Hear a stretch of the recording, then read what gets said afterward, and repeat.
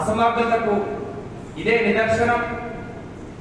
కాబట్టి తక్షణమే తెలంగాణ రాష్ట్ర హోంమంత్రిని నియమించి రాష్ట్ర వ్యాప్తంగా మహిళలపై జరుగుతున్నటువంటి అత్యాచారాలను నియంత్రించాల్సిందిగా బహుజన్ సమాజ్ పార్టీ పక్షాన ప్రభుత్వాన్ని డిమాండ్ చేస్తా ఉన్నాం.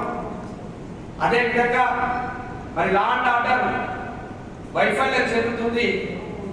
ఈ రాష్ట్రంలో అధికారంలో ఉన్నటువంటి ముఖ్యమంత్రికి, మంత్రులకు కమిషన్ల మీద ఉన్న కక్కుర్తి, సంపాదన ఉన్నటువంటి శ్రద్ధ మరి రాష్ట్ర ప్రజలపైన లేకపోవడం నిజంగా సిగ్గుచేటు.